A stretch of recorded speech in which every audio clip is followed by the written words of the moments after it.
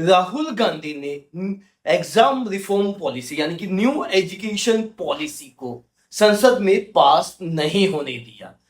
ये वही विपक्ष है जो हर पल खड़ा था साथ में स्टूडेंट के, और हमारे माननीय कॉकरोच जनता पार्टी के मेन पर्सन अभिषेक दीपके जी यहाँ पर कहीं पर भी देखे नहीं गए।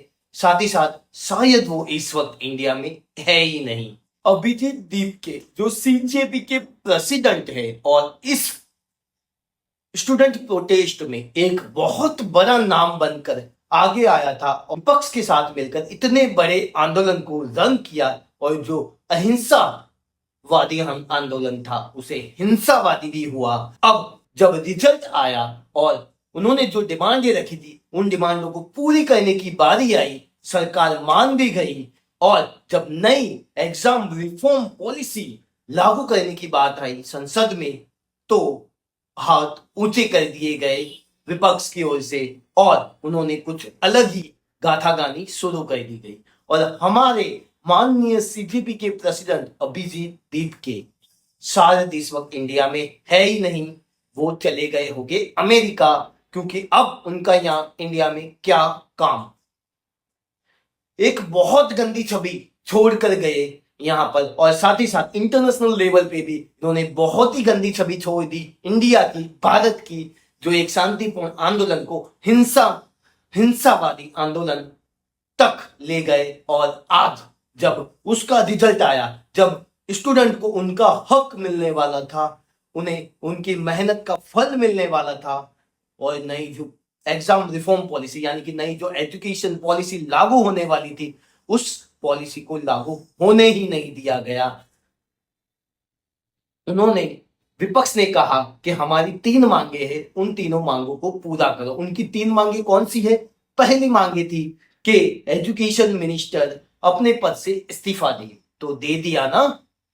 दूसरी कि जो भी स्टूडेंटों ने प्रोटेस्ट किया था उनके अगेंस्ट कोई भी लीगल कार्रवाई नहीं की जाए, तो सरकार एग्री थी उसमें, उन्होंने कमिट किया सबके सामने, मीडिया के सामने, और जो भी केसेस दाखिल हुए थे उसे वापस लेना भी स्टार्ट किया, लेकिन फिर भी इन्हें मन में शांति नहीं हुई। और तीसरी डिमांड थी कि संसद में इसके बारे में गहरी विचारणा हो, चर्चा हो, और साथ ही साथ सरकार माफी मांगे। तो और क्या, जब भी तो डिस्कस हो रहा है तभी तो जाकर इतनी बढ़िया पॉलिसी लागू हो रही है। ये जो पॉलिसी लागू हो जाती है तो क्या बेनिफिट होगा स्टूडेंट को, और हमारा देश का भविष्य कैसे सरबर होगा और आगे बढ़ेगा, चलिए इसके बारे में बात करते हैं। देखिए, न्यू एग्जाम रिफॉर्म पॉलिसी के अंदर क्या है, पेपर लीक पे जो अभी तक 3 साल की सजा थी उसे बढ़ाकर 5 साल तक ले जाना, और साथ ही साथ जो अभी तक 1 करोड़ तक की पनिशमेंट थी उसे बढ़ाकर 5 करोड़ तक ले जाना।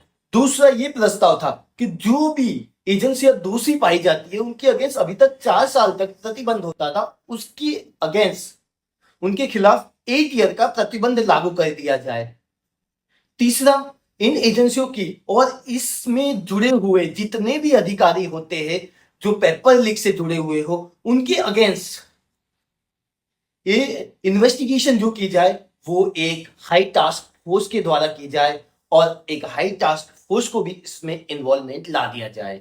यानी कि एग्जाम्पल के रूप में समझिए कि सीबीआई जैसी बड़ी एजेंसियों को जांच इन्वेस्टिगेशन सौंप दी जाए ऐसे केसों की। तो चौथा रूल्स ये था कि कंप्यूटर आधारित और मल्टी शिफ्ट परीक्षाएं हो, यानी कि समझ लीजिए कि एआई बेस्ड, जिससे पेपर लीक होने के चांसेस बहुत कम हो जाते हैं। लेकिन इतने बढ़िया से प्रस्ताव को संसद में हमारे स्टूडेंट के चहीते राहुल गांधी ने पास नहीं होने दिया, और देश को और इंटरनेशनल लेवल पे ये बताया साफ साफ कि हम इंडियन कभी एकजुट हो ही नहीं सकते। जो हम देश के लिए कुछ करना चाहे सत्तावार पार्टी तो भी हम उसे करने नहीं देंगे, और एक बहुत बुरी छवि इंटरनेशनल लेवल पे छोड़ दी। संसद में कोई भी रूल को लागू करने के लिए वहां पे सबके मत लिए जाते हैं, उस वहां पे जितनी भी सीटें होती है 2/3 से ज्यादा यानी 50% से अधिक लोगों को सहमति दर्शानी रहती है और वोटिंग करना रहता है कि हम इस रूल्स के खिलाफ नहीं है, इस रूल के साथ है। लेकिन यहाँ पर ऐसा नहीं हुआ, ओनली 298 वोट से मिले और जिसके चलते ये जो पॉलिसी है वो संसद में से बस पार नहीं हो पाई और नहीं ये पॉलिसी लागू हो पाई। तो अब तो आप सब शायद समझ ही गए होंगे कि ये पॉलिटिकल खेल क्या होता है। स्टूडेंट को सिर्फ शायद यहाँ पे एक मोहरे के रूप में यूज किया गया और जब बारी आई रिजल्ट की तो रिजल्ट मिला 0। सत्तावार पार्टी ने अपना काम करने की कोशिश की गई, लेकिन यहाँ पर जब रूल्स बनते हैं तो सिर्फ सत्तावार पार्टी कुछ नहीं कर सकती। यहाँ पर सबको, जितनी भी पार्टी है उनको सबको मिलकर वोटिंग करना रहता है।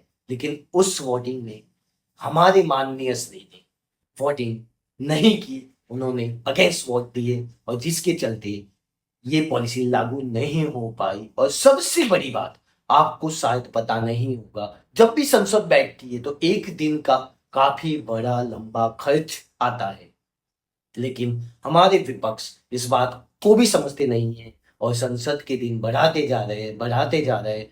और उसमें जो पैसा खर्च होता है ना, वो आपका और हमारा जो मिडिल क्लास है, जो टैक्स पे करते हैं, जो गरीब वर्ग है, जो टैक्स के जरिए खरीदी करते हैं, उन्हीं का पैसा लगता है।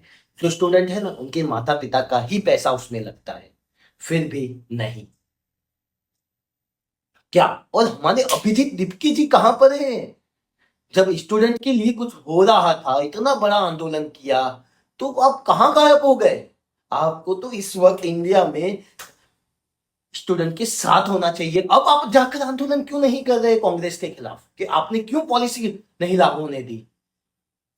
कितने जो ये पॉलिसी लागू हो जाती तो कितने स्टूडेंट के भविष्य तो सेफ हो जाते, हमारे इंटरनेशनल लेवल पर हमारे देश की एक अच्छी छवि बन जाती कि देखिए यहाँ पर कुछ भी हो जाए, सभी पार्टियां जो है वो सत्ता में हो या ना हो, देश की साथ तो खड़ी है।